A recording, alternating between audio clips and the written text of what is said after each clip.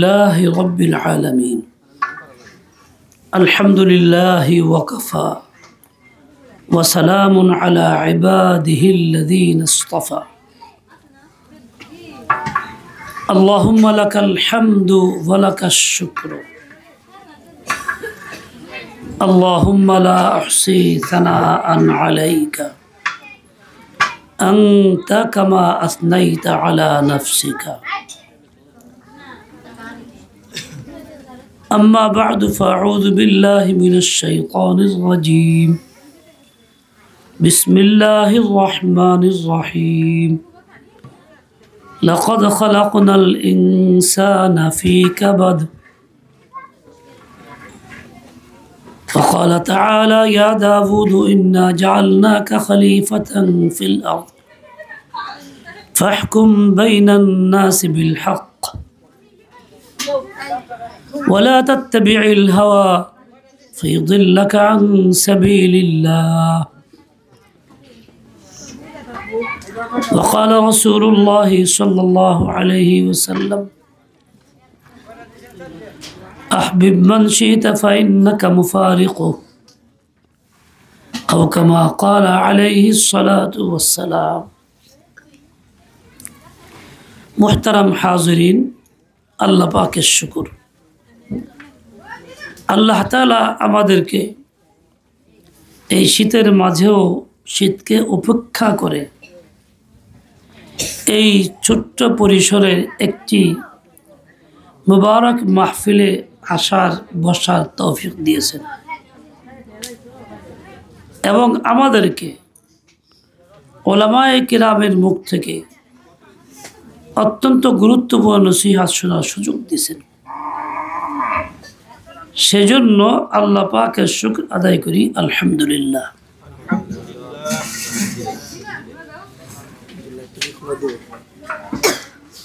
থাক বেশি বসছি সমস্যা হয়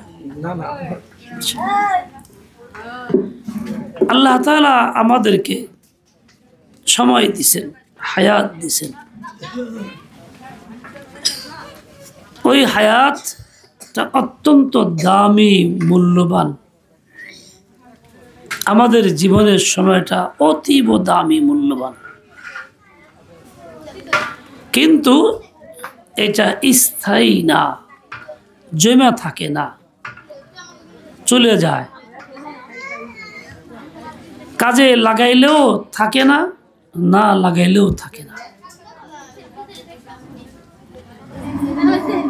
একটা বরফ যেমন গলতে শুরু করে গলতেই থাকে আপনি বরফটারে কাজে লাগান শরবত বানান অন্য কিছু মিশান গলবে আর যদি না মিশান এমনিতে রেখে দেন কিছু সময় পর দেখবেন আস্তে আস্তে পানি হইয়া গলে যাইতেছে এক পর্যায়ে খতম হবে তালাশ করে বরফ আর পাবেন না মানুষের এই জীবনের যে সময়টা আল্লাহ দিয়েছেন পুরা হায়াতের সমষ্টিটা এটা খুবই মূল্যবান অতীব প্রয়োজনীয় কাজে লাগাইলেও খতম হয় না লাগাইলেও খতম হয় ধরে রাখার কোনো কায়দা নেই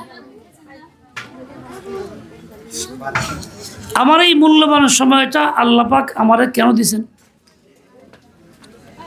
এমনিতেই বরফের মতো অযথা গলায় শেষ করতে তা কিন্তু না যা দিছেন আল্লাহ তাআলা আমাকে এই জন্য যাতে সময়টারে কাজে লাগায়া আমি আল্লাহ পাকের পছন্দের বান্দাবান্দি হই একান্ত আপন হইতে পারি সেই জন্য আল্লাহ তাআলা আমাকে সময়টা দিছেন সময়ের দ্বারাই মানুষ উন্নতি লাভ করে মর্যাদা সময় ব্যয় করার মাধ্যমেই হয় অমর্যাদাও এর জন্য হয় বেইজ্জতিও এই জন্যই হয় আরবিতে একটা মাকুলা আছে প্রবাদ আছে আলা ইন্নাল আওকাত যাহাবু মান ফাতাহা ফাকাদ যাহাবা মনে রেখো মানুষের জীবনের সময়টা অত্যন্ত দামি, স্বর্ণের চেয়ে বেশি দামি। স্বর্ণের দাম বাড়তে থাকে। 5-7 হাজারও এক সময় দেখছি আমরা, আরও কমও দেখছি আমার জীবনে। 1,30,000ও গেছে, আরও কত হবে তা কে জানে। বলে এর চাইতে দামি হইল আমার আপনার জীবনের সময়টুকু। কিন্তু মান ফাতা ফাকাদ যাহাবা, এই সময়টাকে যে অকারণে নষ্ট করে, কাজে না লাগায়, আল্লাহ পাকের নাফরমানির মধ্যে লাগায়, অনর্থক কাজে লাগায়, এমনিতেই সময় নষ্ট করে, ফাকাদ যাহাবা, সে একেবারে ধ্বংস হয়ে যায়। তাহলে সময়টারে কাজে লাগালেই সত্যিকার অর্থে মূল্যায়ন হবে, না লাগাইলে কোনো মূল্য হবে না। আমার এক সাথী যখন পড়াশোনা করছে দাওরায়ে হাদিসে, একটু অবস্থাশালী মানুষের ছেলে ছিল, শৌখিন, খাওয়া দাওয়া একটু ভিন্ন রকম ছিল, চলাফেরা ভিন্ন রকম ছিল। আমরা সকালে ফজর নামাজ পড়ে চলে গেছি ক্লাসে, সবক পড়তে গেছি। দাওরার বছরে একটানা ফজরের পর থেকে রাত 1টা-1:30টাও বাজছে, মাঝখানে শুধু খানা নামাজের বিরতি ছিল। আর ওই লোক এই 1টা বছর কাটছে এভাবে, ফজরের পরে এসে ঘুম দিছে, যখন আমাদের ছুটি হয়েছে, খানার সময় হয়েছে, চোখ কুচলাইতে কিন্তু উঠছে, ভাই কি করবো আর পারি না কুলাইতে। হাইসা হাইসাই কথা বললা, খানাই না খাইতো। বছর যখন শেষ হয়ে গেছে, শেষ সবকে উস্তাদ দোয়া করলেন, সবাই কান্নাকাটি করলো, ওই লোক কান্নাকাটি করলো। কান্নাকাটি পরে রুমে এসে এখন খালি আফসোস, খালি জড়ায় ধরে, ভাই কি ভুলটা করলাম জীবনে, কত বড় ক্ষতি করে ফেললাম, আমি চোখে অন্ধকার দেখি, কি করব,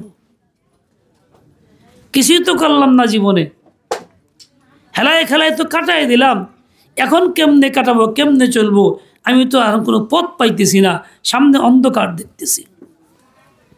কেন সে বলতেছে, আমাদের সাথে এক শ্রেণীর ছাত্র, একই সঙ্গে থাকলাম বছর ভরা, কিন্তু এই জন্য যে সে সময়টাকে নষ্ট করছে, কাজে লাগায় নাই, এখন তার আফসোসের সীমা নাই। আমার আপনার জিন্দিগি এমন, এই জিন্দিগিটাও শেষ হবে, আমি কোনো কাজে লাগাইলেও হবে, না লাগাইলেও হবে। একজন লোক যদি আজীবন ঘুমায় থাকে, খালি ঘুমাইতেই থাকে, মাস ভরা ঘুমায়, তাহলে কি তার হায়াত কমবে না বাড়বে? কি বলেন, কথা বলেন। চোখ বন্ধ করেন না, চোখ খুলে আমার দিকে তাকান। চোখ বন্ধ করলে আমার ধোকা লাগে, ঘুমাইতেছে মনে হয়, এতে আমারও কষ্ট, আপনারও কষ্ট। আমার দিকে তাকান, চোখ খুলে। তাহলে এই লোকটা যদি আজীবন ঘুমায়া থাকে, 24 ঘন্টাও ঘুমায়, তো তার হায়াত কি বাড়ে, কমে। আর যখন খুব কাজ করে, 24 ঘন্টার মধ্যে 16 ঘন্টাই কাজ করে, 8 ঘন্টা নামাজ কালাম বিশ্রাম খাওয়া দাওয়া শেষ করে, তার হায়াত কমবে না বাড়বে? তারটাও কমবে। কিন্তু কাজের মধ্যে কমলো, আরেকজনে অকারণে কমলো। এরকমভাবে একজন মানুষ, সেই লোকটা ইবাদত বন্দেগী করে, আল্লাহ তাআলার নাম নেয়, জিকির আজকার করে, গুনাহ থেকে বাঁচে, যত রকম অন্যায় থেকে বাঁচে, সে সামাজিকভাবে ভদ্র, গালিগালাজ করে না, আজেবাজে কথা বলে না, গীবত করে না, দুর্নাম করে না, ঝগড়া কারোর সাথে লাগে না, হাসিমুখে কথা বলে, নামাজ কালাম পড়ে, ইবাদত করে, কাজও করে। এই লোকটাও কি সময় কাটবে কি কাটবে না? কাটবে, তারও হায়াত কমবে। 3 শ্রেণীর কোনো শ্রেণী এমন নাই যে তার হায়াত জমা থাকবে, সময়টা জমা থাকবে, তা কিন্তু নাই। আল্লাহ তাআলা কোরআনে পাকের মধ্যে একটা সূরা দিয়েছেন, সূরা ওয়াল আসরি, ছোট্ট 2 লাইন একটা সূরা। ওয়াল আসরি ইন্নাল ইনসানা লাফি খুসর ইল্লাল্লাযীনা আমানু ওয়া আমিলুস সালিহাতি ওয়া তাওয়াসাউ বিল হাক্কি ওয়া তাওয়াসাউ বিস sabr। এই ছোট্ট সূরাটা শুরু করছেন ওয়াল আসরি দিয়া, মানে আল্লাহ তাআলা সময়ের কসম খায়া উল্লেখ করছেন। আসর মানে সময়, আসরের নামাজের ওয়াক্ত, এটাও সময়, এই জন্য এটাকে আসর বলে। এই সময়ের কসম খায়া কেন উল্লেখ করলেন? বুঝাইলেন সময়টা খুব গুরুত্বপূর্ণ, সময়ের গুরুত্ব অনেক বেশি। ও বান্দারা, সময়ের গুরুত্ব তুমি যদি না দাও তা তোমার জীবনটা বেকার হবে, ব্যর্থ জীবন হবে, আফসোসের জীবন হবে। আর সময়ের গুরুত্ব দিলে বলে তুমি সময়টারে কাজে লাগাই এর মধ্যে ঈমান, আমল, তাওয়াসিবিল হক সবই করতে পারবা। ওয়াল আসরি ইন্নাল ইনসানা, সময়ের কসম বলা হয়েছে। একজন বড় ইমাম, সে ইমামুল লুগাতি, ইমাম আসমাই রহমতুল্লাহ আলাইহি, উনি তাফসীরও করছেন। উনি একদিন চিন্তা করলেন যে আল্লাহ তাআলা সময়ের কসম কেন খাইলেন, এর হাকিকত কি, গুরুত্বটা কি, তথ্যটা কি। তো উনি একদিন ঘুরতে ঘুরতে হজের মৌসুমে মিনাতে আসরের পরে বেরিয়েছেন, প্রচণ্ড গরমের দিন। এখন একজন লোক কি যেন বেচতেছে আর আরবিতে বলতেছে, তোমাদের জন্য একটা এমন বস্তু আনছি বাজারে, তোমরা কিনলেও খতম হবে, না কিনলেও খতম হবে। ও বান্দারা তাড়াতাড়ি আসো, নাও। ও আল্লাহর বান্দা তাড়াতাড়ি আসো, নাও, যার দরকার সে নাও। মনে রেখো, তুমি যদি নাও তবু খতম হবে, না নিলেও কি খতম হবে, শেষ হয়ে যাবে, থাকবে না। এটা আরবিতে চিৎকার দিয়ে বলতেছে। লোকজনের খুব উপচে পড়া ভিড়। বলেন ঘটনা কি, দেখি তো এনে কি হয়েছে। তো কাছে গেছে, তো কাছে গিয়ে দেখে একটা বরফের চাক্কা, বড় একটা চাক্কা, মানুষ ভিড় করছে, প্রচণ্ড গরম, বরফ কিনে দিতেছে। সে কিন্তু খুলে খুলে বরফ দিতেছে। তার শব্দগুলি হইল এই, এমন একটা বস্তু আনছি যে তোমরা নিলেও কি হবে, শেষ হয়ে যাবে, না নিলেও, তার মানে এই বরফটা গলে গলে খতম হয়ে যাবে।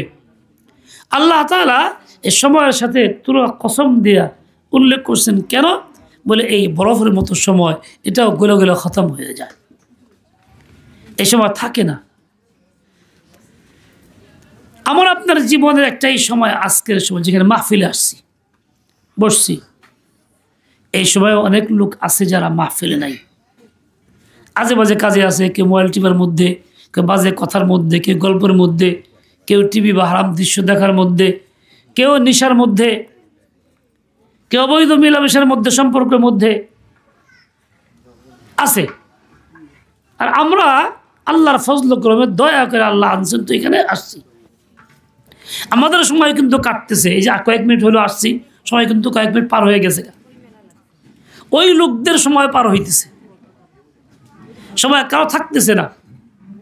কিন্তু আমার এই সময়টার দাম কিনা, থাকলে কিরকম দামি, এর মূল্য কতটুকু, আর ওই লোকটার সময় কিরকম দামি, তার মূল্য কতটুকু। বলে মানুষের জীবনের সবচাইতে দামি মুহূর্ত সেইটা যেই মুহূর্তে সে আল্লাহ তাআলার নাম নেয়, আল্লাহ তাআলার কথা বলে, আল্লাহর জিকির করে, আল্লাহর আলোচনা করে, আল্লাহ তা শুনে বলে। মানুষের জীবনের সবচেয়ে দামি মুহূর্ত সেইটা। এটা বলা হয় নাই সবচেয়ে দামি মুহূর্ত যেই মুহূর্তে সে গল্প করে, রসিকতা করে, আড্ডা মারে, নেশা করে, মোবাইল দেখে, টিভি দেখে, তাস খেলা, এটাকে দায়ী মুহূর্ত বলা হয় নাই। কোনটাকে বলা হয় দায়ী মুহূর্ত? যেই মুহূর্ত আল্লাহর জিকিরে ফিকিরে কাটে। এই যে আমরা এখানে বসছি, আমাদের মুহূর্তটা কি আল্লাহর জিকিরে ফিরে কাটতেছে না?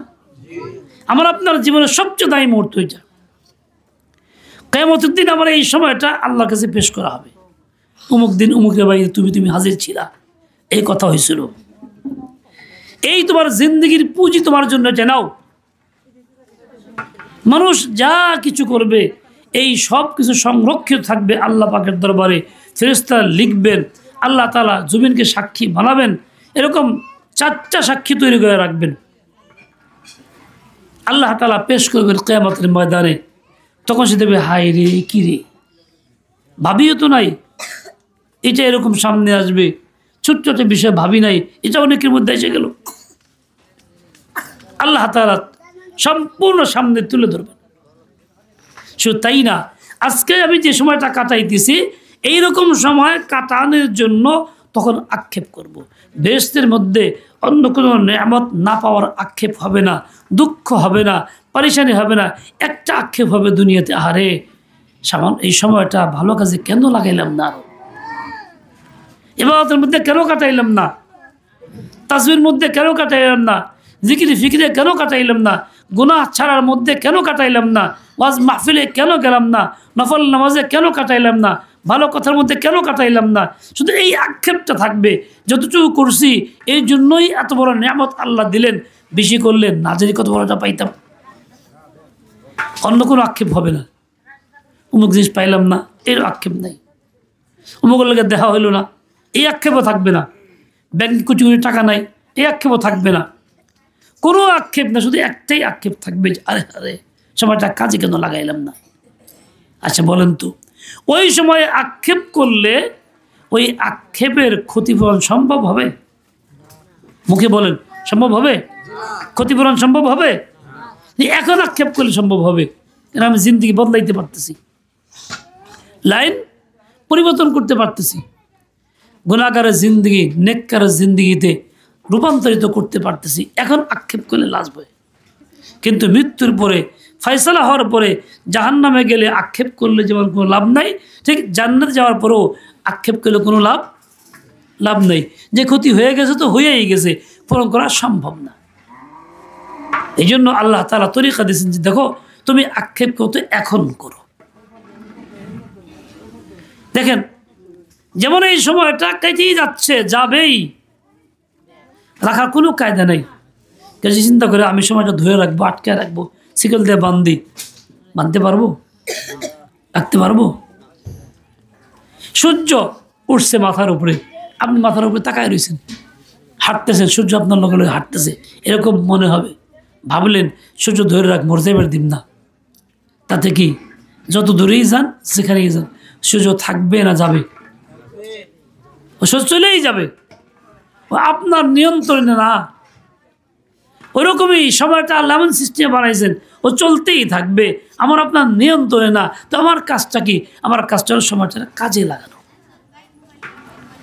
দ্বিতীয় কথা ভাইরা আমার, এই সময়টা যাচ্ছে, ধরে রাখা সম্ভব না, কেলে ফিরাইয়া আনাও সম্ভব না।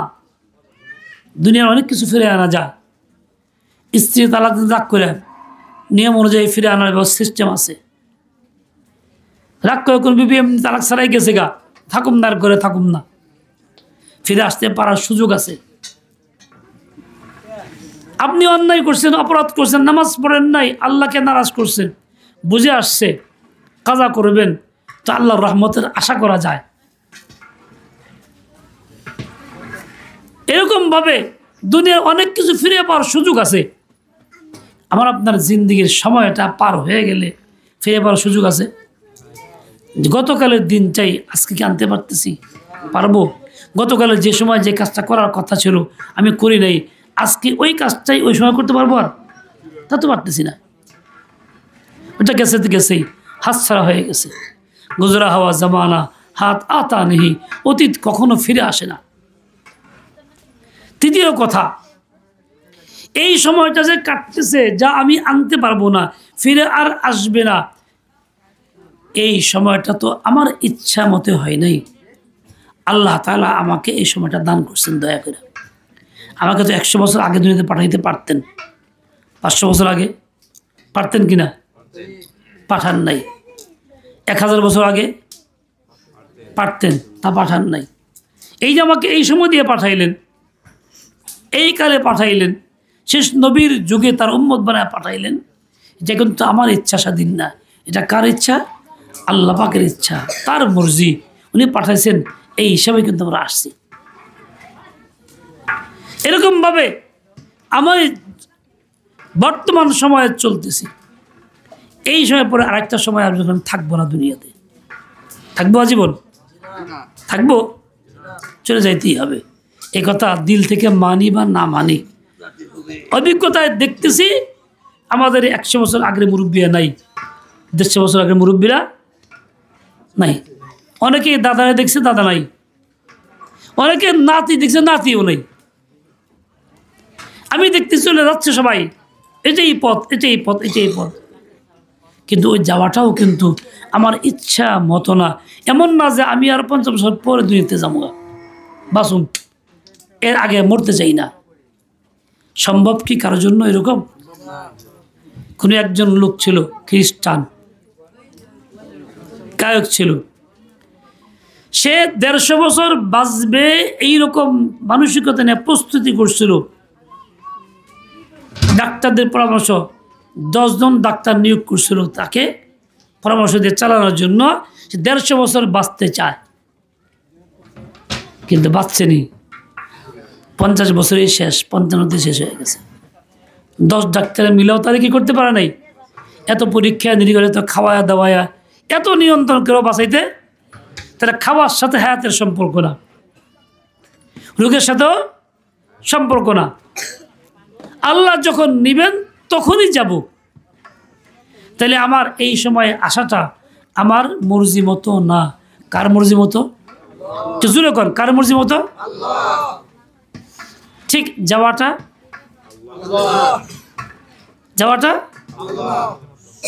অনেক আমার চোখে দেখা ঘটনা আছে। আমার এক আত্মীয় ভাইরা, এর বাবা দুনিয়াতে চলে গেল, তার বাবার মা বাঁচা আছে। বাবার মার বয়স অনেক, একদম খুনখুনা বুড়ো, হাঁটতে পারে না, কষ্ট করে।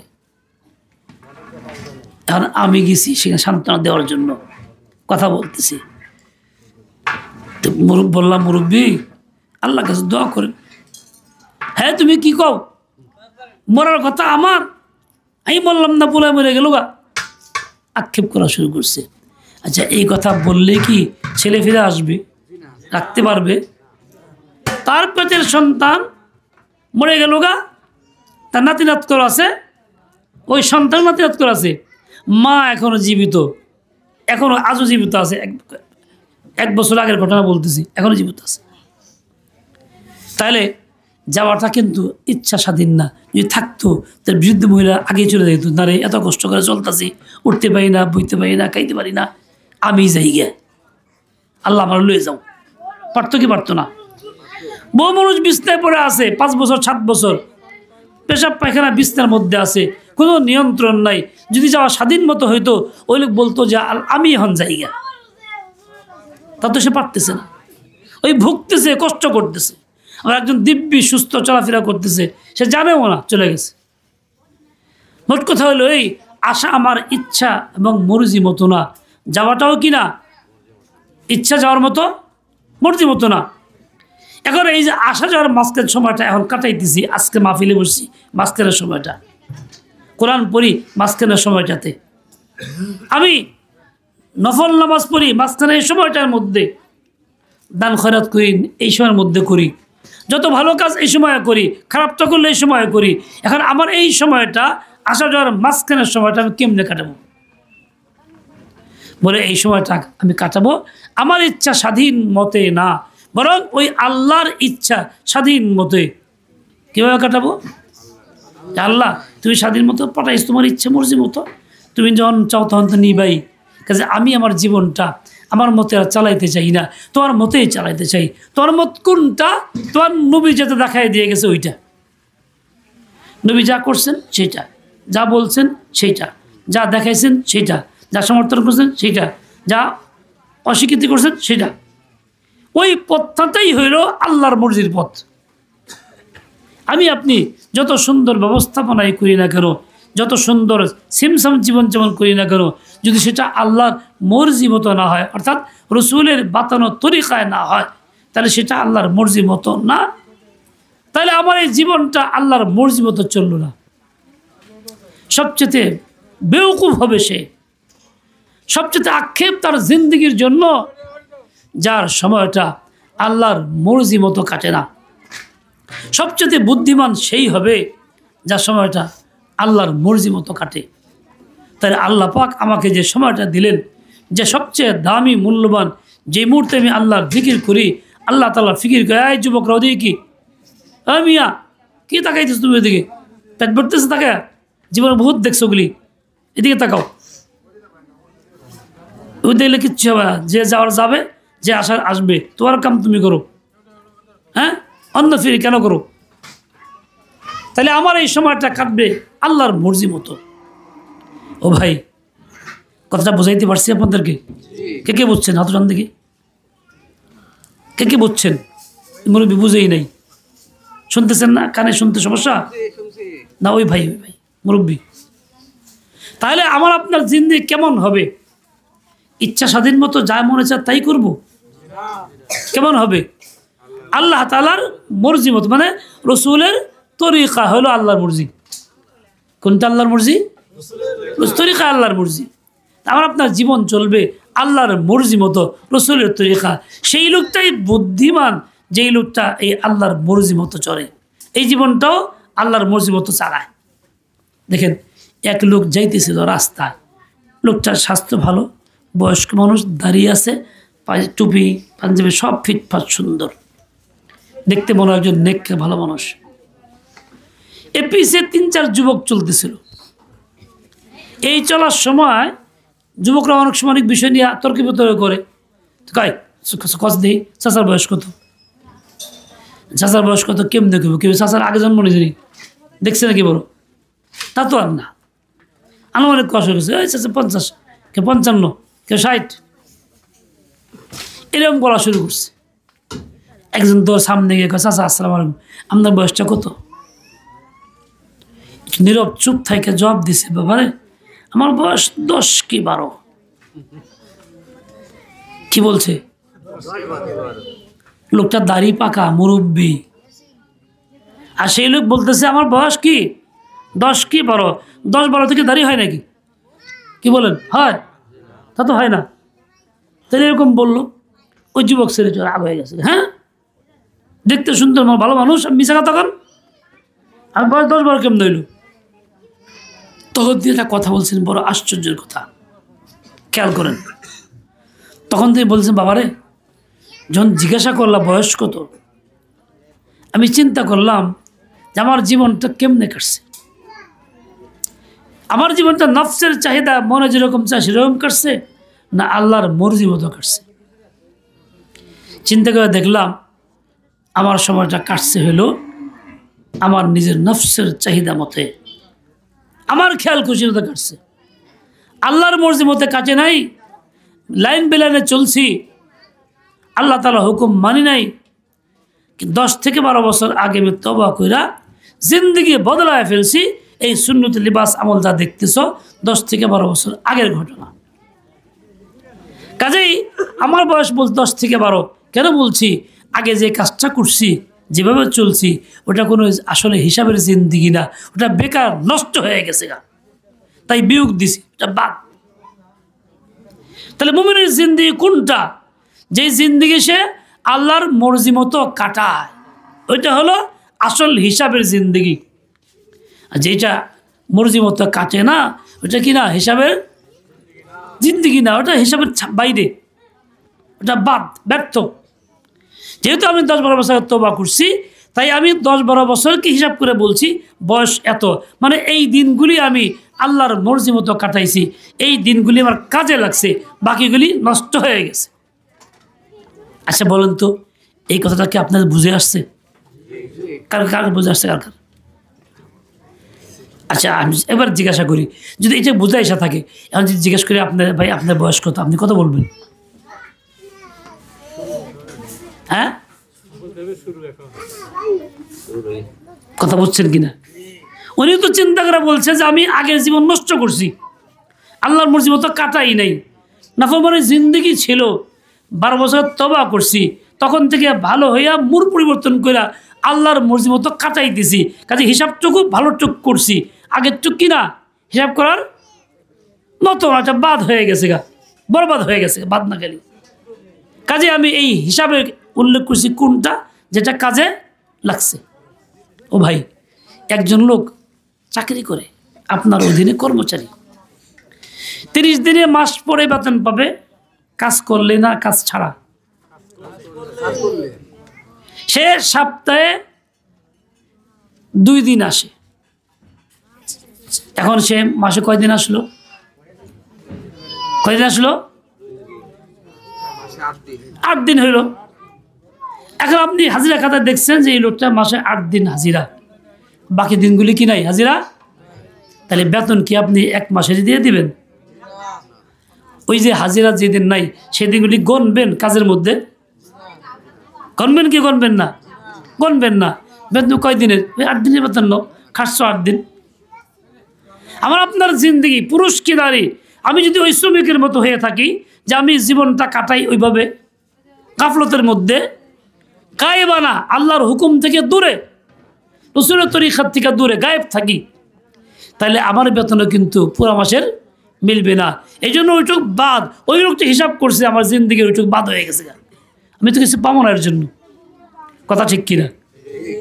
এই হিসাবে চিন্তা করলে তাহলে আমার আপনার জিন্দগি বয়স কত, এর জবাব পাওয়াটা কঠিন হবে কিনা?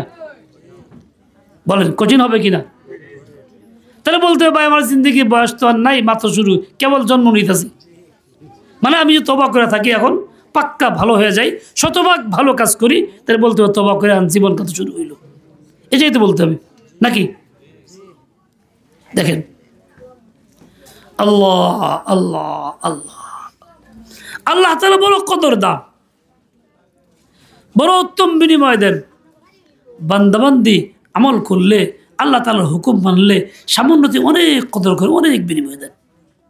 আল্লাহ মানুষকে ঠকান না, মানুষকে আল্লাহ তাআলা ঠকান না, বড় ইহসান করে অনেক বেশি, প্রাপ্য অধিকারের চাইতে অনেক বেশি দিয়ে দেন। এক গুনাহগার ব্যক্তি, মুসলিম সন্তান, বাপ মুসলমান মা মুসলমান, সে মুসলিম পরিচয়ে আসছে কিন্তু উল্টাপাল্টা চলতেছে, এই লোক যদি সত্যিকারের তওবা করে জিন্দগি বদলায় ফেলায়, সকল গুনাহগুলি পাক্কা ছেড়ে দেয়, তাহলে আমার আপনার হিসাব অনুযায়ী কেবল জীবন শুদ্ধ হবে। কিন্তু আল্লাহর এমন ইহসান এবং দয়া হবে, যদি সত্যি পাক্কাপাক্কি হয়ে যায়, অতীতের জীবনের ভুলগুলি পর্যন্ত আল্লাহ মুইসা নেকি দিয়ে দেবেন। উলাইকা ইউবাদদিলুল্লাহু সাইয়্যাতিহিম হাসানাত। আল্লাহ তাআলা বড় সুসংবাদ দিয়েছেন, এ বান্দা মনে রাখিস, আমি তো এমন জাত, এত ক্ষমতা আমার, এত দয়া আমার, যে আমি তোমাদের বদ আমলগুলি পর্যন্ত খাঁটি নিয়তের কারণে, জিন্দগি বদলানোর কারণে আমি বদলায় দিচ্ছি নেকির দ্বারা। আল্লাহর কাছে গরমকে ঠান্ডা করা কঠিন না সহজ? বুঝেন না এই কথা? এসি ঘরের ভিতরে লাগাইলে ছাড়লে পরে কি গরম কি লাগে কি লাগে না? লাগে না, ঠান্ডা আসে, এসি থেকে ঠান্ডা আসে। কিন্তু এটা কি হয়, গরম বাতাসগুলি টাইনে একদিকে বের করে ঠান্ডাটা ভিতরে ছাড়ে। এসির কাজ হলো এইটা। লিগে এসির পিছন দিয়ে গিয়ে দেখবেন গরম বাতাস কি হইতেছে, বাইরেতেছে। তার মানে কি দুনিয়ার মেশিন দ্বারা ঠান্ডা করলে গরমকে ঠান্ডা করা যায় না, গরম বের করে দিয়ে ওই জায়গায় ঠান্ডা দেওয়া যায়। এই তো কথা, হুবহু ঠান্ডা গরমকে ঠান্ডা করা যায় না মেশিন দিয়ে। দেখেন কিন্তু আল্লাহর ক্ষমতা কিরকম, ইনি আল্লাহ তাআলা এত বড় ক্ষমতা অধিকারী, গরমটাকে হুবহু ঠান্ডা করতে পারেন, ঠান্ডাকে হুবহু গরম করতে পারেন। ইব্রাহিম আলাইহিস সালামকে আগুনে ফেলা হয়েছে, আগুন ঠান্ডা না গরম? কথা কর না কেন? মুরব্বি দিয়ে তাকান, ঠান্ডা না গরম? আল্লাহ বলছে কুল না ইয়া নারু কুনি বারদা। আল্লাহ বলছে আমি বলে দিলাম এই আগুন ঠান্ডা হও। আগুন নিভে চলে গেছিল, নিভে গেছিল না? আগুন ছিল, আগুন ছিল, আগুনেই ওনাকে ফেলানো হয়েছে, কিন্তু আগুন ঠান্ডা, তাপ গায়ে লাগে নাই। তাহলে একদম গরমকে ঠান্ডা করা কার কাজ? মাখলুকের কাজ না। মাখলুক কখনো পায় নাই, পারবেও না। ছোট্ট এক বাচ্চা, দুধের শিশু, ফেরাউনের জুলমের শিকার।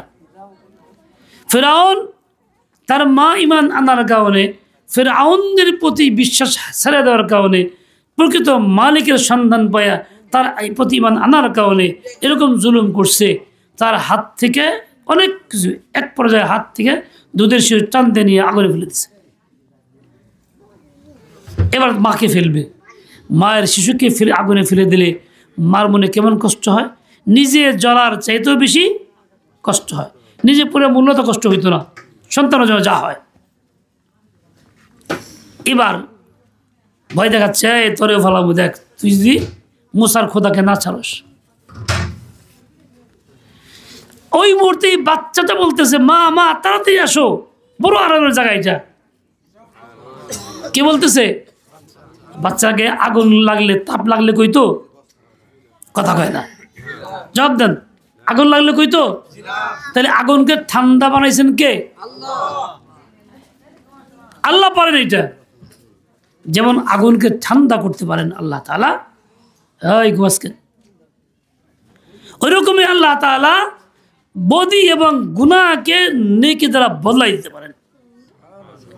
সাইয়্যিদনা ওমর ফারুক রাদিয়াল্লাহু আনহুর সময় এক যুবক, এই যুবক খেয়াল করে শুনো, মদের বোতল নিয়ে যাইতেছিল।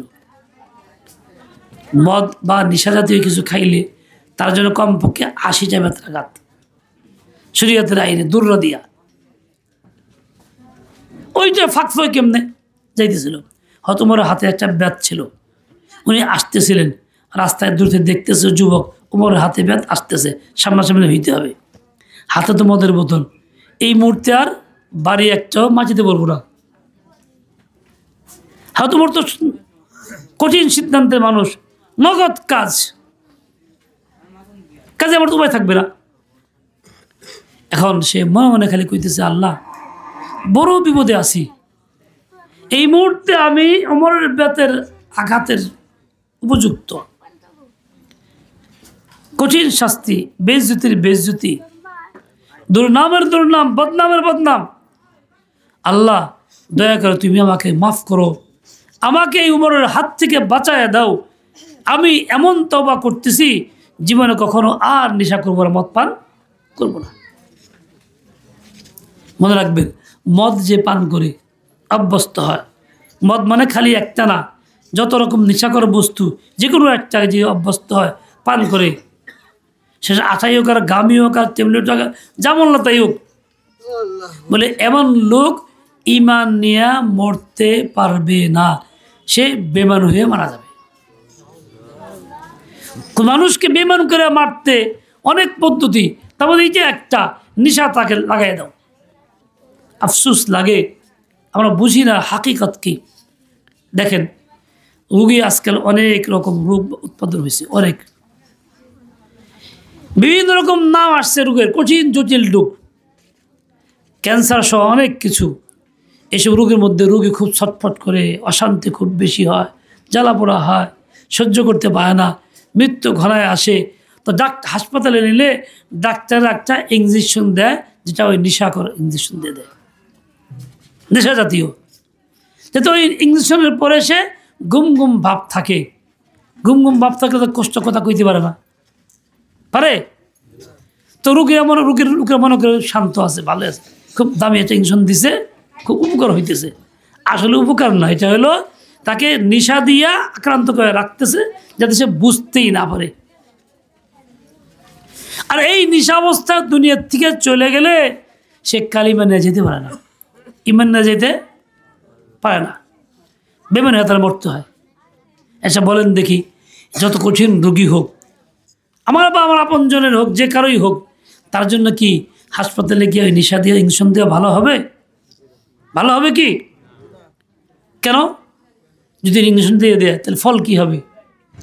অচেতন অবস্থা চলে গেল, সে আল্লাহ তাআলা খোঁজখবর নেই, বিশ্বাসী এখানে কিছুই নেই, কালিমা পড়তে পারবে না। বুদ্ধিমানের কাজ হলো এইটা, ডাক্তার সাহেব ইঞ্জেকশন দেবেন না, দিলে কি ইঞ্জেকশন বুঝে শুনে দেন, নেশা জাতীয় কিছুই দেবেন না, ওকে সবসময় করে করুক গা। ছেলে তুমি আফসোস করতেছো, বাপ কি কষ্ট করে, আরে কষ্ট করুক, কষ্ট করে দুনিয়া থেকে চলে যাক, যাবেই তো, ইমান নিয়ে যাক, জান্নাতে যাবে। তুমি ঈশা লাগাই দিলা, তুই তো বেমান হয়ে গেল, জাহান্নামে যাবে, তো বেশি কষ্ট ফেললা, তুমি কিসের ছেলে? না, মহিলারা খালি কথা বলে, খামাখা এখানে ওয়াজ দিয়েছেন কে লিগে আপনারা? আর দুনিয়া সব বেনের গপ্প শুরু করছে, বেন লয়ে আইসে ব্যক্তি, ইয়া করছেন কে?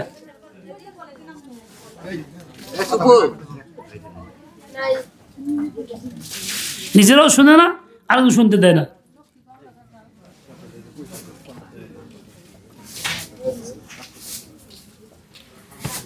এখন দেখেন, কোনো বুদ্ধিমানের কাজ কি এটা যে আপনজনকে ভর্তি করে নেশা দিয়ে দেওয়া? আপনারা কি বলেন? যুক্তি ধরে আপনাদের কথা? যুক্তি ধরে না? এই কথাটা কি আপনাদের বুঝে আসছে? যুক্তিতে ধরছে? তাহলে কাজ কি? ওই জাতীয় ইনশন না দেওয়া। ঠিক যে যুবকটা এরকম নেশা করা অভ্যস্ত হয়ে গেছে, নেশা করতে থাকে, এই যুবকটাও দুনিয়াতে যাওয়ার সময় ঈমান নিয়ে মরতে পারবে না। হাদিসে পাকে আসছে 7 শ্রেণীর লোকের দোয়া এই শাবান মাসে সর্বরাত কবুল না। কয় শ্রেণীর? 7 শ্রেণীর। তার মধ্যে একজন যে নিশাকুর, নেশা করে, সম্পূর্ণ নেশা ছেড়ে দিয়া পরিপূর্ণ পাক্কা তবা করে নাই, ও চলতেছে, নামাজ পড়ে নেশাও করে, দোয়া করলো ওই রাতে বড়া নেশা করতেছে, বলে এই লোকের দোয়া কবুল না, তাওবা কবুল না। এই লোক মারা গেলে ঈমান হারা হয়ে মরতে হবে। এখন বলেন, আমরা কি ঈমান নিয়ে মরতে চাই না ঈমান হারা হয়ে মরতে চাই? ওই যুবক বলে, আল্লাহ কঠিন বিপদে পড়ছি, দুনিয়ার কেউ জানে না, তুমি একমাত্র জানো, দয়া করে আমাকে আজকে এই বিপদ থেকে বাঁচাও। আজকে তুমি যে ইজ্জতের হেফাজত করো, বেইজ্জতি না করো, লাঞ্ছিত না করো, আজীবনের জন্য ভালো হয়ে যাব, আমি আর নেশা করব না। ওর দিলে খুব আঘাত, দিলের চোখে পানি, উপরে বোঝা যায় না, চলছে। হয় তোমার কাছে আসছে, সালাম বিনিময় হয়েছে, জিজ্ঞাসা করে এই যুবক হাতে কি? তখন তো তার মন পানি এসে গেছে, আর তো পাই নাই, মাছ শুরু হবে। তখন সে বলে ফেলছে দুধ, বাচ্চার দুধ। আসলে ছিল কি? মদ। ওই ভয়ে ভীত হইয়া বলে ফেলছে কি? দুধ। আল্লাহ তাআলার কি শান! তোমার বলছে, দেখি এই কথা কয় ছেড়ে দেয় নাই, চেষ্টাই করছে, দেখি হাতটা বাড়াইছে, কাঁপতে কাঁপতে হাতটা বাড়াইছে, তোমার মুখ খুলে দেখলেন আসলে দুধ। এই বোতলের ভিতরে মদ ছিল, সে নিশ্চিত আনছে। এই মদটাকে তো আল্লাহ ফালায় দেয়, বাড়ি করে দেয় নাই, কি করছে? ওই মদই ছিল, ওইটাকে দুধ বানাই দিছে। আল্লাহর জন্য মদকে দুধ বানানো সহজ না কঠিন? যেমন আগুনকে ঠান্ডা করা সহজ, গরমে ঠান্ডা করা সহজ, ঠিক এই মদকে দুধ বানানো সহজ। আমার জন্য সহজ না, আমি পারবো না, বান্দার জন্য অসম্ভব হইলেও আল্লাহর জন্য কি সম্ভব? আল্লাহর জন্য কি? এই লোকটার দুধকে যেমন তার আন্তরিক তাওবা, কান্নাকাটির কারণে যেমন আল্লাহ কবুল করছেন, তার দুধ মদটাকে দুধ বানায় দিয়েছেন, তার জিন্দিগি বদলায় দিয়েছেন, সে এখন নেককার ওলিউল্লাহ হয়ে গেছে।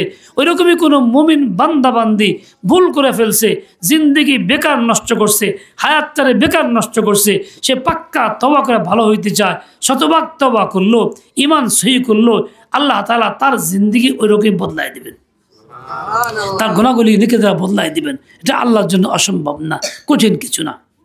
এই সময় আসছে, এই একটা মাস খাস, এরপরে আবার আসতেছে শাবান, রমজান মাস, যেখানে মাস ভরা থাকবে মহা সুযোগ, যেখানে আমি এই সুযোগ নিতে পারবো।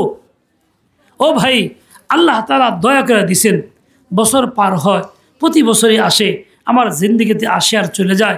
আমি যদি ওইরকম বেলাইনে চলি, বেখেরিতে চলি, বেউস হয়ে চলি, সবার চালে কাজে না লাগাই, তো ব্যর্থ জীবন হবে, হিসাব করার মতো কিছুই পাওয়া যাবে না। আর যদি সত্যিকারে সময়টা কাজে লাগাই দেয়, তাহলে হিসাব করার মতো পাওয়া যাবে, বিনিময়ে মিলবে। আমরা কি হিসাব করা চলবো তো ইনশাআল্লাহ? কে কে চলবে হিসাব করা? আল্লাহ পাক তৌফিক দিয়ে দেন। যেমন নেশাখোর ব্যক্তির তওবা কবুল না, দোয়া কবুল না, ওই রাতেও না, যেই রাতে আল্লাহ তাআলার নবীর মাধ্যমে জানছি আরবের বনুকাল গোত্রের বকরির পশমের চাইতেও অধিক সংখ্যক লোককে আল্লাহ তাআলা মাফ করবেন। 1-2 বকরি না, একজনে পালে 200, 300, 500 বকরি আছে একজনে পালে, এরকম পুরা গোত্রটাই বকরি আর বকরি, মাঠ বড় বকরি ছিল। ওই সমস্ত বকরির পশম কাটলে কত কোটি হইব, এটা আমাদের ক্ষমতার বাইরে। এর চেয়ে বেশি লোককে আল্লাহ ক্ষমা করবেন, দয়া করবেন। অথচ এমন একটা রহমতের, ব্যাপক রহমতের রাতে এই পুরা কাবাইলার দোয়া কবুল হবে না যে নেশা করে। এখন বলেন নেশা করা ভালো কাজ না খারাপ কাজ?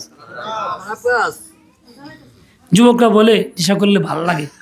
ভালো লাগে কি লেগে?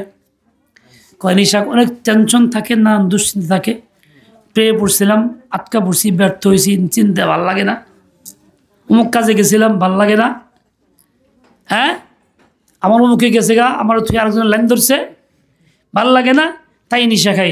নেশা খেলে, নেশা অবস্থা থাকলে টেনশন কম থাকে। যুবকরা বলে আচ্ছা নেশা দুটা মেয়াদ আছে না আজীবন থাকে? এক ট্যাবলেট খেলে কয় বছরের মেয়াদ থাকে?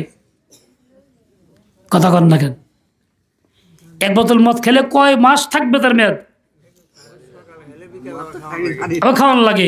তা তুমি যে কইলে ধরলাম ভাল লাগলো, চিন্তা মুক্ত হইলে, 10 ঘন্টা পরে হেসে চিন্তা কনে যাইব? আবার আসবে না তো? ভালো হইলো কেমনে? আবার 2 ঘন্টা পরে আবার হিরোমি হবে, আবার পরের দিন আবার ওইরকমই হবে। তো তোমার চিন্তা মুক্ত তো হইতে পারলো না। যুক্তি দিলে আর চিন্তা থাকে না, ভাল লাগে। তো যুক্তিটা খাটলো কিনা? চিন্তা তো গেল না।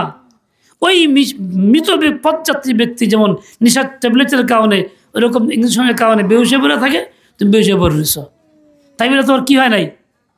ওই লোকের যেমন ব্যথা কমে নাই, তোমারও কি হয় নাই? মনের জ্বালাও কমে নাই, যেই সেই রয়ে গেছে। ও যুবকরা, তুমি জানো না কত সুন্দর পদ্ধতি আল্লাহ তাআলা দিয়েছেন? তুমি জানো না কত সুন্দর পদ্ধতি আল্লাহ রসুল দিয়ে গেছেন? যেই পদ্ধতিতে শতভাগ শান্তি, যেখানে আর এরকম কোনো টেনশন থাকে না। আলহামদুলিল্লাহ, আমরা তো মানুষ, আমাদের সংসার আছে, বাল বাচ্চা আছে, নাতি নাতকর আছে, কিন্তু কই আমার টেনশন তো করতে হয় না। কেন করতে হয় না?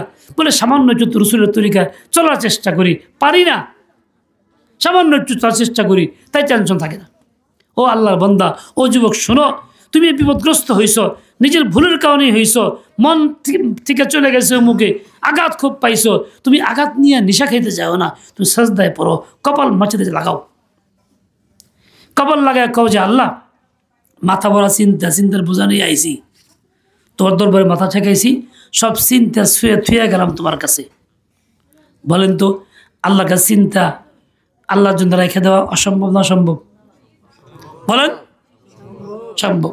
সেজদার থেকে উঠছো, সালাম ফিরেছো, মাথায় হাত বোলাও, ডান দিক থেকে শুরু করো, এই দোয়াটা বলো, বিসমিল্লাহিল্লাযী লা ইলাহা ইল্লা হুয়ার রহমানুর রহিম, আল্লাহুম্মা আযহিব আন্নিল হাম্মা ওয়াল হুজনা।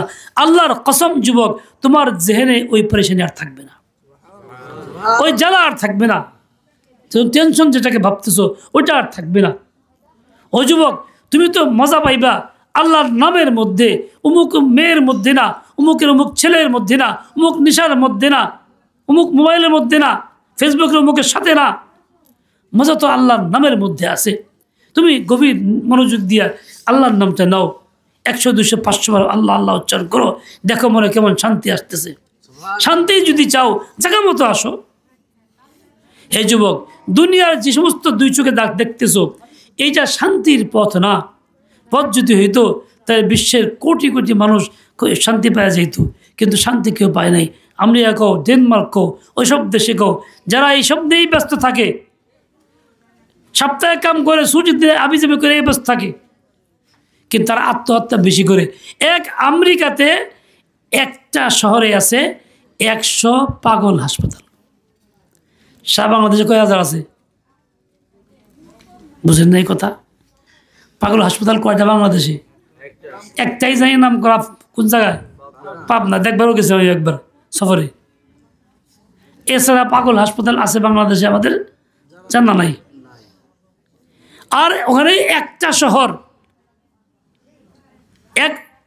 লস অ্যাঞ্জেলেসে আছে 100টা পাগল হাসপাতাল। হাসপাতাল বেশি কেন? রোগীর সংখ্যা কম দেখে, তাই না? পাগলের সংখ্যা কম দেখে না বেশি? পাগলের সংখ্যা বেশি কারণেই পাগল হাসপাতাল, তাই না কথা? এরা এই মদ খেয়া টেনশন কমাইছে, পাগল হয়েছে গে। টেনশন তুমি যদি মদ খেয়ে কমাবার চাও, নেশা খেয়ে কমাবার চাও, ট্যাবলেট নিয়ে ইঞ্জেকশন কমাবার চাও, তাহলে ওরা তো কমাইতে পারতো, ওরা কমাইতে পারে না। উল্টা ওরা কি হয়েছে? টেনশন হচ্ছে, পাগল হয়ে গেছে, এখন হাসপাতালে ভর্তি লাইন ধরে। তাহলে বোঝা গেল যা সম্পূর্ণ মিথ্যা যুক্তি। এবার শোনো, আল্লাহ ঘোষণা দিচ্ছেন, আলা বিযিকরিল্লাহি তাতমাইন্নুল কুলুব। মনে রেখো, আল্লাহ তাআলা বলছে, শপথ মনে রেখো, শুধুমাত্র আল্লাহ তাআলার জিকির এবং তার নাম, তার হুকুম পালন করার মধ্যেই অন্তরে শান্তি আসে, টেনশন দূর হয়, অন্য কোনো কাজে না, কোনো কাজে না। বিশ্বাস না করো যুবক, তুমি একটা কাজ করো, নিয়ে বসো, একা একা তসবিহ একটা নেও, নিয়ে জিকির করতে শুরু করো, আল্লাহ আল্লাহ আল্লাহ। মনে করো জিদ ধরলা আমি 1000 বার পড়মু, পরে শোমাও ঘুমামু, কিংবা সুবহানাল্লাহ বলতে থাকো, সুবহানাল্লাহ বলতে থাকো, 1000 বার পড়মু। দেখো তুমি পড়তে পারবা না, 1000 আগেই তোমার ঘুম। তো ঘুম কেন আসবে? টেনশন থাকলে আসবে না থাকলে আসবে? তাহলে আল্লাহর নামের মধ্যেই টেনশন ফ্রি হওয়ার ব্যবস্থা আছে, সুবহানাল্লাহর মধ্যেই টেনশন মুক্তির ব্যবস্থা আছে। তুমি সেটা করো না, তুমি করছো আরেকটা, যেটা রোগের ওষুধ বানাইছো, নিশা আরেকটা রোগ। ও তোমার আরেকটা ঘায়েল করতেছে, ভিতর নষ্ট করতেছে, পচন ধরাইতেছে, ইমান ইসলাম থেকে সরায় ফেলতেছে। ও তোমারে সম্পূর্ণ জাহান্নামে নিয়ে যাচ্ছে, তোর খবর থাকতেছে না। ও ভাইরা আমার, মা বোনরা আমার, খুব সাবধান, সতর্ক হই। তরিকা যেটা শান্তি পাওয়ার জন্য আল্লাহ বাতাইছেন, এইটার বাইরে শান্তি পাওয়ার কোনো চিন্তাই করা যাবে না, সম্ভব হবে না। পৃথিবীতে কেউ পারে নাই, পৃথিবীতে কেউ পারে নাই। তুমি একটা অন্যায় কাজে লিপ্ত হয়েছ, কি জন্য? শান্তি পাওয়ার লেগে। অন্যায় কাজ করার পরে কতম পরে আবার করতে মনে চাইব না, চাইব কিনা? পরের দিন, তারপরের দিন মনে কি চাহিদা বাড়বো না কমবো? বাড়বে। তাহলে তুমি শান্তি পাইলা কেমনে গুনাহের মধ্যে? তুমি গুনাহ করো না, প্রথমে একটু কষ্ট লাগবো, মনে চা খালি করলাম না, মনে বিরোধিতা করলাম, তারপরের দিন মনে চাইলো অত কম, অত বেশি না, একটু কমবো, দুর্বল হয়ে যাব। তারপরে মনে চাইলো কি দুর্বল হবে, কত বলে মনেই চাবে না। যখন মনে চাইলো না, তো তুই শান্তি হলো না অশান্তি হইল? তা শান্তি তো এই পথে। ও যুবক শুনো, তুমি আল্লাহর জাতের প্রতি আস্থা রাখো। তোমাকে আল্লাহ বানাইছেন, তোমার শক্তি আল্লাহ দিছেন, রক্ত আল্লাহ দিছেন, কথা বলার যোগ্যতা আল্লাহ দিছেন, হাত দিয়ে নিশা খাইবা, এই হাত দিয়ে ধরার ক্ষমতা আল্লাহ দিছেন, যে মুখে ঢুকাইবা ট্যাবলেট, এটা কে দিছেন? জিহ্বা কে দিছেন? আল্লাহ দিছেন। গলাটা কে দিছেন? পিঠে যে ঢুকাইবা পেটের মধ্যে যাবে, ওটা কে দিছেন? তুমি আল্লাহর দেওয়া অঙ্গের ভিতরে তুমি নাপাক জিনিস কেন ঢুকাইতেছো? তুমি তো কাজ ছিল এইটা, আল্লাহর দেওয়া অঙ্গগুলিকে আল্লাহর জন্যই ব্যবহার করো। বুদ্ধিমান তো সেই, তুমি তা না করে উল্টো ব্যবহার করতেছ।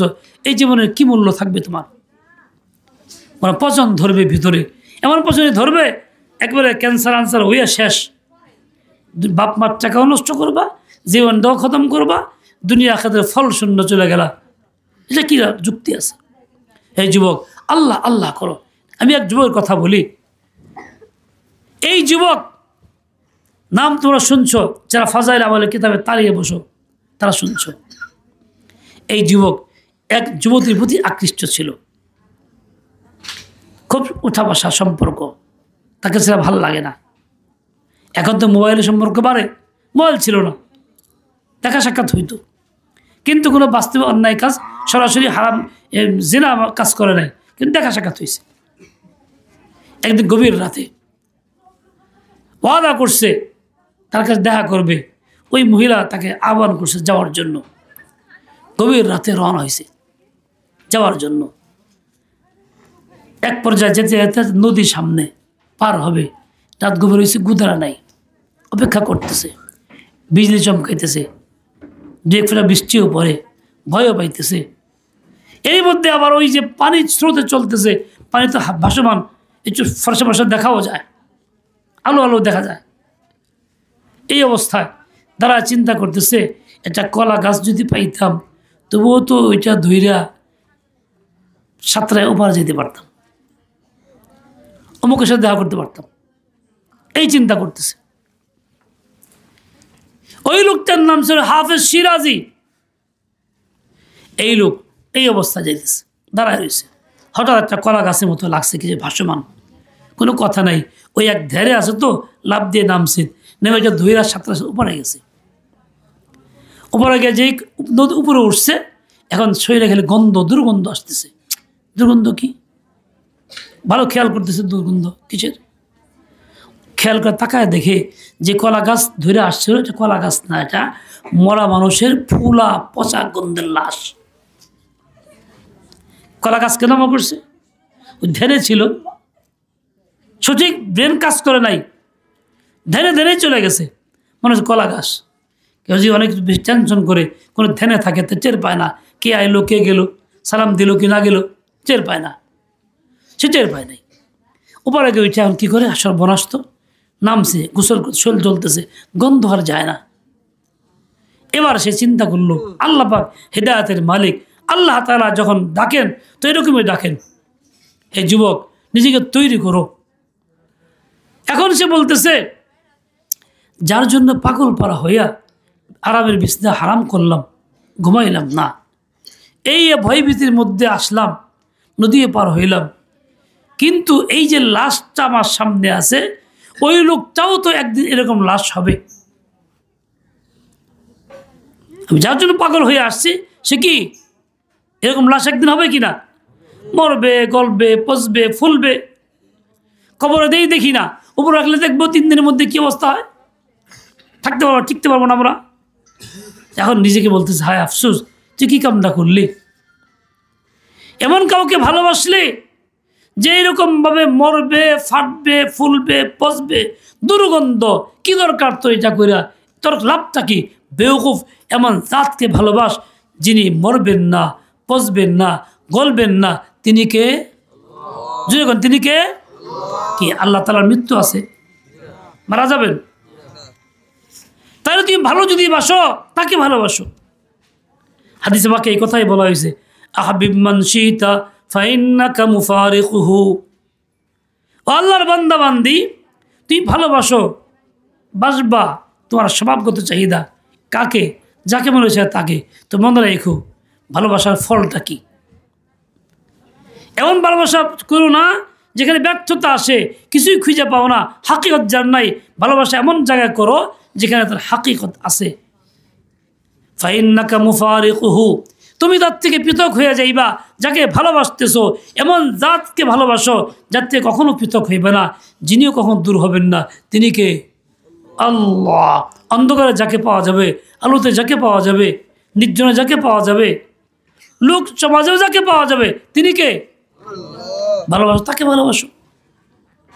এর মধ্যে তোমার শান্তি দিলের, এর মধ্যে খায়ের এবং মঙ্গল। তুমি কোথায় যাইতেছো? তুমি তো গুমরাহের পথে হাবুডুবু খাইতেছো। আবিমান শিতা ফাইন্নাকা মুফারিকুহু। আমার ভাই, এই যে আমার সময়টা কাটতেছে বেলাইনে, সবরাতের এই মাসটা পর্যন্ত আমি নিয়ন্ত্রণ করতেছি নিজেকে, ওইভাবেই চালাইতেছি। হয়তো ওই দিনও এরকমই চলবে, কিন্তু কী করে আমি আল্লাহকে পাবো? মূল্যায়ন কেমনে হবে আমার? যেমন হাদিসের মধ্যে ওই 1 শ্রেণীর দোয়া না কবুল হওয়ার কথা আছে, আরও 6 শ্রেণীর কথা আছে। তার মধ্যে 1 শ্রেণীর লোক যে অন্য কাউকে হত্যা করে, খুন করে, খুনি, এই লোকের দোয়া কবুল হয় না, তওবা কবুল হয় না। আজকাল এই কাজটা ব্যাপক হয়ে গেছে, খুন যেন স্বাভাবিক হয়ে গেছে। বিভিন্ন জায়গায় খুন, খালি খুন, রাজনীতি, মারামারি, কিলাকিলি, পিটাপিটি আছেই, চলতে আছে, এখনও হয়। অথচ এই অপরাধে যে লিপ্ত হয় তার দোয়া সেদিন কবুল হয় না, তওবা কবুল হয় না। সে তো ওইভাবেই বঞ্চিত হয়, পুরা কপাইলে হয়। হে যুবক, হো বৃদ্ধ মানুষ, ও আল্লাহর বান্দা বান্দি, কার স্বার্থে আমি খুনের পথে যাই? কারে খুশি করার জন্য যাই? আমার স্বার্থের মধ্যে কি আছে? আমার ফলাফল কি? কি পাইতেছি আমি? কারো পক্ষ হইয়া কারো খুন করলাম, যার পক্ষে হইলাম সে হয়তো বা জিতা জুতা দুনিয়াতে বড় কিছু গেম খেললো, আমার কি করার ডিম, আমার কি দিল? একজন এমপি হইল, তার পক্ষে লইরা আমি খুন করে ফেলাইছি কাউরে, তারা জিতানের লেগা। হে তো জিততে ঠিকই, তারপর এমপি হইয়া দুনিয়ার কাম বাগাইছে, আমি কি হয়েছি? আমার ফল কি? আমার ধরতে পারলে যাইতে হবে দুনিয়াতেও জেলখানায়, তা আমার ফলটা কি হইল? আমি কিসের নেশায় করলাম? আফসোস, পায়ের তলে তাকায় দেখলাম না পায়ের তলে কি আছে। এইরকম ব্যক্তির দোয়া কবুল হয় না। আরেক শ্রেণীর ব্যক্তি সেই যে পুরুষ হইয়া টাকনু ঢেকে খাওয়ার পরে পায়জামা, লুঙ্গি, প্যান্ট, জুব্বা এইসব কাপড় পরে এই লোকটার দোয়া কবুল হয় না, তবেও কবুল হয় না। যদিও কান্নাকাটি করে সেজদা করে থাকে রাত ভরা, ওই রাতেও। এরকম আরেক শ্রেণীর ব্যক্তি সেই যে আত্মীয় সম্পর্ক ছিন্নকারী, ভাইয়ের লগে সম্পর্ক খারাপ, বন্ধুর লগে খারাপ, ভাইদের লগে, মামুর লগে, চাচার লগে, ফুফুর সাথে, ভাই বোনের সাথে, মার সাথে, বাবার সাথে আছেই। এরকম আত্মীয় সম্পর্ক ছিন্নকারী ব্যক্তির দোয়াও ওই দিন কবুল না। এরকমভাবে ওই ব্যক্তি হাক্কুল্লি ওয়ালিদাইহি, মাতা পিতার আবদ্ধ সন্তান, মাতা পিতা বলে দ্বীনি ইলম শিখো, সে শিখবে না। মাতা পিতা বলে তুমি খিদমতে লাগবে না। মাতা পিতা বলে তুমি গুনাহ ছেড়ে দাও, ছাড়বে না। মাতা পিতা বলে মোবাইল বাদ দাও, বাদ দিবে না। মাতা পিতার কথা মানে না, আবদ্ধ। হাক্কুল্লি ওয়ালিদাইহি বলে এর দোয়াও কবুল না। ওই রাতে তার তওবা কবুল না। ওই রাতে রহমত সে পাবে না, আল্লাহ রহমত থেকে বঞ্চিত হবে। তার মতো পরাকাবে না কি হবে? এরকম 7 শ্রেণীর লোকের কথা আছে, যে 7 শ্রেণীর লোকের দোয়া ওই খাস রাতেও কবুল না। বলেন দেখি, আমি যদি ওই তালিকাভুক্ত হই যাদের দোয়া কবুল হবে না, তা আমার অবস্থা ভালো হবে না খারাপ হবে? পরিণতি কি হবে? কাজেই আমার কি ওই কাজগুলি করা উচিত, বহাল থাকা উচিত কাজের মধ্যে, না ওইগুলি ছেড়ে দিয়া ভালো হওয়া উচিত? কোনটা? কে কে ভালো হইতে চাই? ওইসব কাজ ছাড়তে চাই কে? যদিও কারো মধ্যে থাকে তওবা করি, জিন্দিগি বদলাই, আল্লাহ তৌফিক কবুল করে। কারো মধ্যে থাকলেও এখন থেকে খাস হয়ে যায় যে না, আজ থেকে আর না, যা করছি ভুল করছি, এখন গিয়ে সব সম্পর্ক স্বাভাবিক করব, জিন্দিগি বদলায় ফেলবো। ইচ্ছা করলে পারা যাবে না? যাবে কি যাবে না? ও ভাই দেখেন, আল্লাহ তাআলাকে রাজি করা হয় কিসের দ্বারা? আমলের দ্বারা। শ্রমিক যেমন মালিককে খুশি করে কাজের দ্বারা, হাজিরা দিলে কাজ করলে বেতন পায়, না দিলে বেতন পায় না। আর অনর্থক খামাখা শ্রমিক কাজ না করলে মালিক তার মধ্যে খুশিও থাকে না, ছাঁটাই করার ব্যবস্থা করে। আল্লাহ তাআলা ওই বান্দা বান্দিকে কাজে লাগায় রাখেন আল্লাহর নামে, আল্লাহর জিকিরে ফিকিরে যে লাইগা থাকে তারে। শুধু তাই না, দেখেন দুনিয়ার কোনো মালিক, মুরব্বী, মাতা পিতা কেউ বেশি অসন্তুষ্ট হইলে, আমার আচরণে মন খারাপ করলে আমি তাকে খুশি করার জন্য চেষ্টা করি, 100 বার মাপ চাই, কারণ সুপারিশ করাই, ইত্যাদি ইত্যাদি। এরপরেও দেখা যায় রাগ ঠান্ডা হয় না। এরকম ঘটনা ঘটে না? ঘটে। প্রকাশ্যে যাইতে হয়, হাতে পায়ে ধরি, বলি, রিকোয়েস্ট করি, মুরব্বী সুপারিশ করি, তাও রাগ হয় না, রাগ থামে না, সে মাফ করতে চায় না। কতটা কঠিন মাখলুককে রাজি করা। কিন্তু ভাই আল্লাহকে রাজি করা মোটেই কঠিন না, সবচেয়ে আসান কাম। দেখেন কোরআন পাকের আয়াত একটা পড়ছিলাম আমি, কাম কি? আয়াতটা কি? লাকাদ খালাকনাল ইনসানা ফি কাবাদ। আল্লাহ বলছেন সূরা 3-এর মধ্যে, মানুষকে আমি সৃষ্টি করছি কষ্টের মধ্যে। তার জীবনটা ভরা কষ্ট, সে হালাল পথে চলবে, হারাম থেকে বাঁচবে, কষ্ট হবে। সে মর্জি মতো চলতে পারবে না, ঘুমাইতে পারবে না, খাইতে পারবো না, কষ্ট হবে।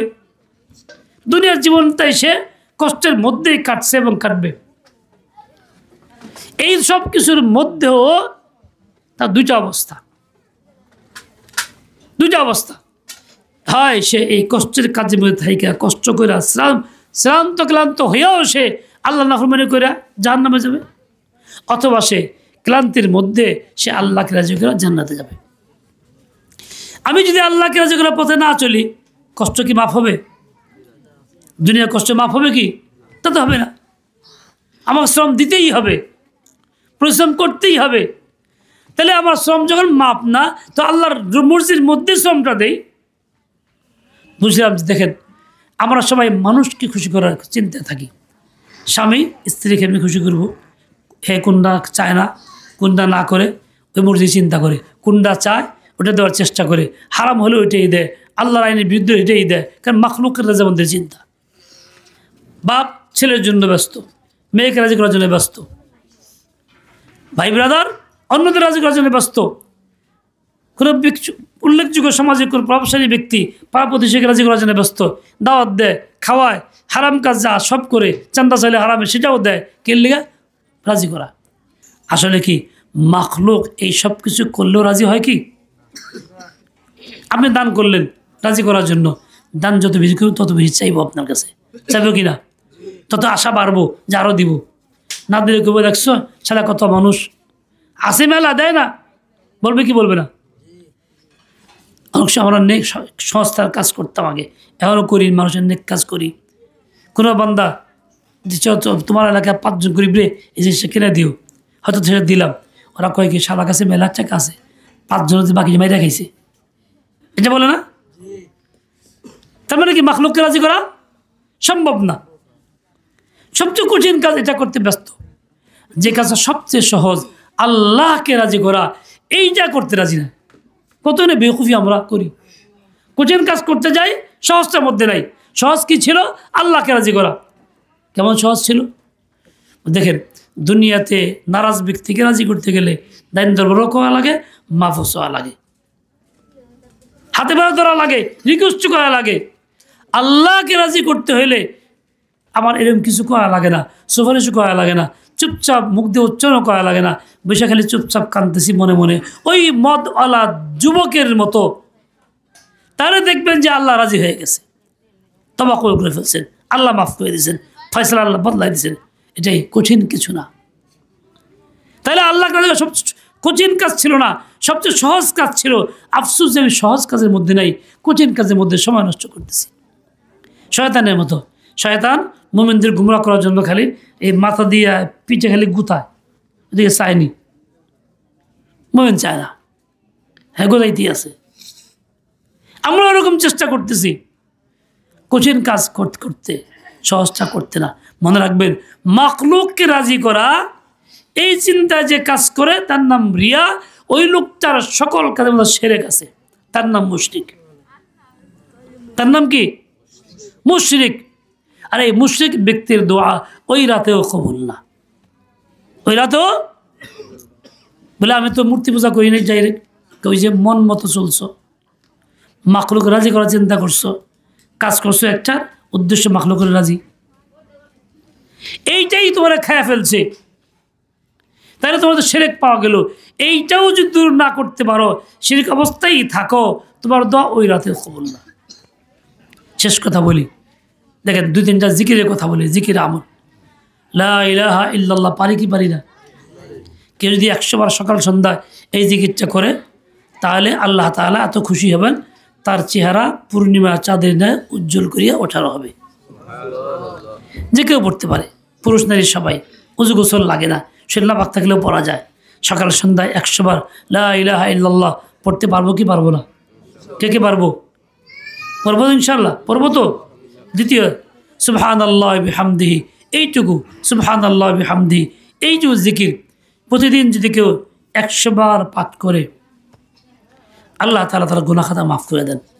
যদি অনেক বেশি গুনাহ ভালো করার মতো হয়। ও ভাই, কঠিন কাজ চলতে চলতে পড়া যায়, খেতে কাজ করতে করতেও পড়া যায়। সুবহানাল্লাহি বিহামদিহি, রাস্তায় হাঁটতেছি পড়ে থাকতে পারি, পারি কি পারি না? তৃতীয় আমল, সূরা ইখলাস 10 বার যে পড়ে, তার জন্য জান্নাতে ঘর বরাদ্দ হয়। বলেন কি হয়? সূরা ইখলাস তো ব্যক্তি পারি, ইচ্ছা করলে পড়তে পারি না, চলতেছি পড়তে, হিসাব করে পড়তে থাকি 10 বার, আবার 10 বার পড়ি, আবার 10 বার পড়ি, পারা যায় কি যায় না? হাদিসে পাকে আসছে, বুখারীর শেষ হাদিস, সুবহানাল্লাহি বিহামদিহি সুবহানাল্লাহিল আযীম। এই কালিমাটা এত প্রিয় আল্লাহর কাছে, এই কালিমা দিয়া মিজানের পাল্লা নেকি দিয়ে ভরপুর করা যায়। সুবহানাল্লাহি বিহামদিহি সুবহানাল্লাহিল আযীম, এটা পড়তেও সময় লাগে না, এটা পড়তেও পাক না পাক ব্যবস্থা হয়ে গেল। মা বোনদের মাসিকের সময়ও পড়তে পারে, কোনো সমস্যা নেই। এই যে কথাগুলি বললাম, এগুলি অত্যন্ত ফজিলতপূর্ণ আমল, ছোট্ট ছোট্ট কাম, মুখের কথার মধ্যে আছে, কথার মধ্যেও অজর আছে, কথার মধ্যেও নেকি আছে। আচ্ছা বলেন তো, এই এত সব নেকি তো আল্লাহ তাআলা দিবেন কি ইমান থাকলে না ইমান থেকে বের হয়ে গেলে? কথা কন না, ইমান থাকলে না? হিন্দু যদি পড়ে জান্নাতের দরজা খুলবো না? ইহুদি পড়লে বলেন, মুশরিকে বললে তা কিন্তু না। ইমান থাকলেই তবে এই কাজটা করা যাবে, করলে ফায়দা হবে, এত নাকি পাওয়া যাবে। ইমান হারা হয়ে গেলে 1000 পড়া পড়লে কি হবে না নাকি? পাওয়া যাবে না। তাইলে আমাদের সকল কাজের বুনিয়াদ হলো ঈমান, লা ইলাহা ইল্লাল্লাহ মুহাম্মাদুর রাসূলুল্লাহ। ঈমান হলো সবার আগে, ঈমান থাকলে যাবো বাগে। এখন দেখেন ঈমান আছে কিনা আমি চিন্তা করি, খেয়াল করি এদিকে একটু। শেষ সময় আমি আর কথা বলবো না, এ ভাই ঘুমাইতেছে, ক্লান্ত বেশি হয়ে গেছে, কাজ বেশি ছিল আজকে। হ্যাঁ সেটাই তো কাজ, ওটাও তো কাজই। হ্যাঁ আমার ভাই দেখেন, একজন লোক নামাজ ইসলাম মানে, রোজা মানে না, এর ঈমান আছে না নাই? জুড়ে করেন। রোজাও মানে, নামাজ মানে যে ইসলাম, করেও মাঝে মধ্যে, কিন্তু পর্দা মানে না। পর্দা নাই, যে ইসলামের সম্ভব নাই যুগে, এই কথা বলে। ঈমান আছে, হ্যাঁ সুবহানাল্লাহ বিহামদি বললে কি হইব, লা ইলাহা ইল্লাল্লাহ বললে কি হইব, বুঝেন নাই কথা? আরেকজনে মুহাম্মদুর রাসূলুল্লাহর শেষ নই মানে না, তারপরে আরেক নই মানে, তার নাম কাদিয়ানী কিংবা বরকতুল্লাহ কিংবা কেউ, তাই ঈমান আছে। হ্যাঁ যদি কুল হল্লা দরবার করে পড়ে গইনা গইনা হইব, যেরকম হইব, তাহলে ঈমান থাকা শর্ত না? কেউ যদি ইসলামের বিধানকে অস্বীকার করে কোনো একটারে, ঈমান থাকবো? থাকবো? মনে করেন ইসলামের বিধান কি, কোরআন বিশ্বাস করো, বিশ্বাস করলো না কোরআন রে, ঈমান থাকবো নি? কোরআন কোনো আয়াতকে বিশ্বাস না করলে, অস্বীকার করলে, জিনের কথা কোরআনের মধ্যে আছে, একজন জিন মানা, ধর জিন মানে কিছু নেই, যা হালাই মিশা কথা, কোরআন আছে, কোরআনে মিশা কথা, এরকম চিন্তা করলে, এরকম বললে ঈমান থাকবো? আমার এক ছাত্রী মাদ্রাসায় ভর্তি হয়েছে, গোপালগঞ্জের মানুষ ভর্তি করে দিয়ে গেছে তার মেয়েরে, 9 মাসে আসে না দেখা করবার লেগে, 9 মাস টাকা পয়সাও দেয় না, আসেও না। 2টা 3টা বন্ধ গেল, কুরবানি এই বন্ধের মধ্যে আসে নাই, নাই, সে কত কান্দা কানছে, আসে না। 9 মাস পরে আইছে বাপ দেখা করতে, খুব রাগ করছে, কিন্তু কি করবো, মারতে তো পারি না। 9 মাস পরে আয়, তখন ওই মেয়েটা ঘুমায় ছিল, তোর মাদ্রাসা বন্ধ ছিল, এটা বাচ্চার খবর দিয়েছি, হে কগা আর বাবা আইছে, হ্যাঁ ঘুমোতে যা মিশা কথা, বাবা নাই, হুজুরও কইছে, বলে হুজুর মিশা কথা কইছে। তার মানে কি, অদিল থেকে উঠে গেছে, বাবার আসবে না, ও ভাবছে বাবার আসবে না, বাপ আসে নাই, আসবেও না, সম্ভব না, নিরাশ হয়ে গেছে। এই জন্য না হুজুর মিশা কথা কইছে। অক্ষম পরে পর আইসে চোখ কষে আজ, এই যে কান্দা বাবার সামনে, এই দেখেন তার কথা কি, কেন আসে নাই, মিশা কথা, তুই মিশা কথা কস, হুজুর কইলে হুজুর মিশা কথা কয়, এমনি কেউ কয় হুজুর মিশা কথা কয়, মৌলবী মিশা কথা কয়, আলেমরা মিশা কথা কয়, এটা নাই ইসলামের মধ্যে। এরকম কথা ঘটনা ঘটে না, ঈমান থাকে না? থাকে। নামাজ পড়লে ঈমান হয়, রোজা রাখলে, ওই কথা কইলে ঈমান থাকবো। এবার একটা আসল কথা কই, কমু সত্য কথা কই, সত্য কইবেন তো? নামাজ ইসলাম, রোজা ইসলাম, হজ ইসলাম, যাকাত ইসলাম, পর্দা ইসলাম, কোরআন সবই ইসলাম। খেলাফত ব্যবস্থা ইসলাম না? কথা কয় দেখুন কি অর্থ, রাষ্ট্র চলবে গণতন্ত্রের আইনে না, সমাজতন্ত্রের আইনে না, রাষ্ট্র মুসলমানের চলবে কোরআন সুন্নাহর আইনে, যার নাম খেলাফত ব্যবস্থা, যা রসুল নিজে মদিনায় কায়েম করছেন, তারপরে 4 খলিফা ধারাবাহিক চালাইছেন। বিশ্বের সবচেয়ে স্বর্ণযুগ ছিল, শান্তি ছিল শতভাগ, ইনসাফ ছিল শতভাগ, প্রতিষ্ঠিত হয়েছে খেলাফত ব্যবস্থার দ্বারা। ওটা কি ইসলাম কি ইসলাম না? ইসলামে আছে কি নাই? কথা কয় না, এখন জব অর্ধেক বন্ধ নাই। কোরআনে আছে, কোরআনে আছে, হাদিসে আছে, আছে। কেউ যদি কয় ভাই খেলাফত ব্যবস্থার কাজ করবেন, খেলাফত ব্যবস্থার পক্ষে আপনাকে থাকতে হবে, ধর্মনিরপেক্ষতার পক্ষেও না, সকল ক্ষমতা উৎস জনগণ এই কথার পক্ষেও না, বরং সকল ক্ষমতা উৎস মালিক আল্লাহ গইতিব, সর্বত্র মালিক আল্লাহ কন লাগবো, এটার পক্ষে থাকুন লাগবো। খেলাফত ব্যবস্থা খেলাফতের পক্ষে কাজ করা লাগবো, দাওয়াত দেওয়া লাগবো, একে বলা লাগবো, মেহনত করা লাগবো। তখন কি যে কিছু লোকের মনের ভিতরে ধাক্কা লাগে, খারাপ লাগে, এটা মানতে ভালো লাগে না। কেউ তো বাদে দেয়, এগুলি করেন না, বাস্তব রাজনীতির কথা কয়েন না, বলে কি বলে না, যাদের ভিতরে খারাপ লাগে কয় না। আর যে কয় দুইটাই বেঈমান না মুসলমান, দুইটাই কি বেঈমান কাফের। যদিও নামাজ পড়ে, যদিও কপাল গাও করে শ্রদ্ধা করে, তো কি বেঈমান কাফের। ওই সুবহানাল্লাহ আযীম পড়লেও যা, না পড়লেও, সূরা ইখলাস পড়লেও যা, না পড়লেও তাই, হজ করলেও যা, না করলেও তাই। শুধু তাই না, এই অবস্থা মৃত্যু হবে বেঈমানের মৃত্যু। এখন কোন যেমন নামাজকে ইসলাম মনে করি, খেলাফতকে এরকম মনে করব।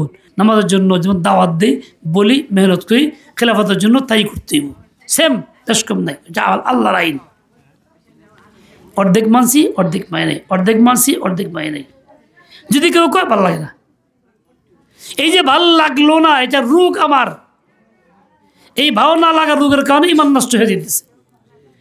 উপরে মুসলমান, ভিতরে বেঈমান, সম্ভব থাকা এটা?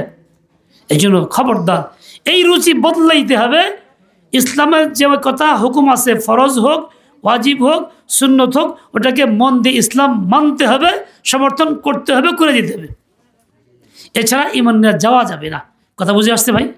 কার কার বুঝে আসছে? কোন তাই আমাকে গণতন্ত্রের দাওয়াত দিবেন না খেলাফতের দাওয়াত দিবেন? কোনটা করবেন? ধর্মনিরপেক্ষতা, কুফুর, এটা করবেন? কি করবেন? খেলাফত, রাষ্ট্র ব্যবস্থায় মেহনত করবেন। হ্যাঁ, এই জন্য আলেম ওলামা যে আছে, দিন ইসলামী কথা বলে, খেলাফতের কথা বলে, তার সাথে যোগ দিবেন। এই যে মাওলানা মামুনুল হক কত কষ্ট করলো, সবচেয়ে বেশি জেল খাটলো না 3-4 বছর? কি করার কারণে? মিশা কথা কইছিল, দেখে নাকি কি কথা কইছিল?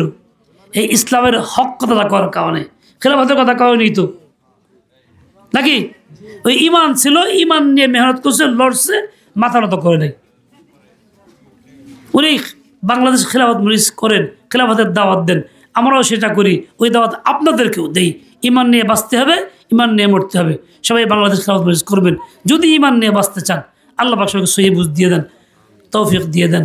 ওয়াসাল্লাল্লাহু তাআলা আলা নবিয়্যিল উম্মি। কি উদ্দেশ্যে মাহফিল ছিল আজকে? মান্নত ছিল না? কি